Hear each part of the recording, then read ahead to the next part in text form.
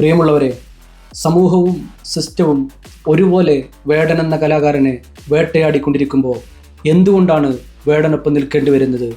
രണ്ടുദാഹരണങ്ങൾ പറയാം. കേരളത്തിലെ ഒരു മഹാനടൻ്റെ കയ്യിൽ നിന്നും ആനക്കൊമ്പ് പിടിച്ചെടുക്കുമ്പോൾ അതിൽ കേസ് രജിസ്റ്റർ ചെയ്തിട്ട് എത്ര കാലം കഴിഞ്ഞിട്ടാണ് ആ കുറ്റപത്രം സമർപ്പിച്ചത് എന്ന് നിങ്ങൾക്കറിയുമോ? 7 വർഷം കഴിഞ്ഞിട്ടാണ് കുറ്റപത്രം സമർപ്പിക്കപ്പെട്ടത്. 7 വർഷത്തോളം ഇവിടുത്തെ ഉയർന്ന ജാതിക്കാരനായ വെളുത്ത വർഗ്ഗക്കാരനായ നടന് സാവകാശം കിട്ടുമ്പോൾ 7 ദിവസം പോലും വേടൻ എന്ന കലാകാരന് സാവകാശം കിട്ടുന്നില്ല എന്നിടത്താണ് വേടനൊപ്പം നിൽക്കേണ്ടി വരുന്നത്. ഇവിടുത്തെ MLA-യുടെ മകനും കൂട്ടുകാരും കഞ്ചാവ് വലിച്ചാൽ ആ കഞ്ചാവ് കൂട്ടുകാരുടേത് മാത്രമായി മാറുകയും വേടനും കൂട്ടുകാരും കഞ്ചാവ് വലിച്ചാൽ ആ കഞ്ചാവ് വേടൻ്റേത് മാത്രമാവുകയും ചെയ്യുന്നിടത്താണ് വേടനൊപ്പം നിൽക്കേണ്ടി വരുന്നത്.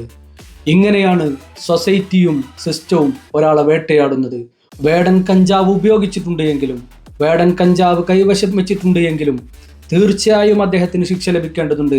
പക്ഷേ ലഭിക്കുന്ന ശിക്ഷ അദ്ദേഹം ചെയ്ത തെറ്റിൻ്റെ ആഴത്തിനും പരപ്പിനും അനുസൃതമായിരിക്കണമെന്ന നീതിബോധമാണ് നമ്മൾ പ്രതികരിക്കേണ്ടത്. അദ്ദേഹം കറുത്ത വർഗ്ഗക്കാരനായതിൻ്റെ പേരിൽ, അടിച്ചമർത്തപ്പെട്ട ആളുകൾക്ക് വേണ്ടി ശബ്ദിച്ചു എന്നതിൻ്റെ പേരിൽ, കീഴാളനായി പോയി എന്നതിൻ്റെ പേരിൽ 1.5 ഗ്രാം കഞ്ചാവ് കൈവശം വെച്ചതിന് 1.5 ടൺ കഞ്ചാവ് കൈവശം വെച്ചതിൻ്റെ ശിക്ഷ നൽകാൻ സിസ്റ്റമോ സമൂഹമോ തയ്യാറാവുമ്പോൾ അത് നിങ്ങൾ ചെയ്യുന്നതാണ് കൂടുതൽ തെറ്റ് എന്ന് വിളിച്ചു പറയാനുള്ള നീതിബോധമാണ് വേടനൊപ്പം നിൽക്കാൻ നമ്മളെ പ്രേരിപ്പിക്കുന്നത്. പ്രിയമുള്ളവരെ, നമ്മുടെ സോഷ്യൽ മീഡിയയിലെ പ്രതികരണങ്ങളിൽ നമ്മൾ ആത്മപരിശോധന നടത്തേണ്ട ഒന്നുകൂടിയുണ്ട്.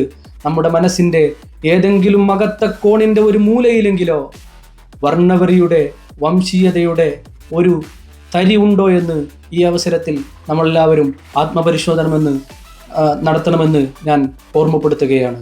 Thank you.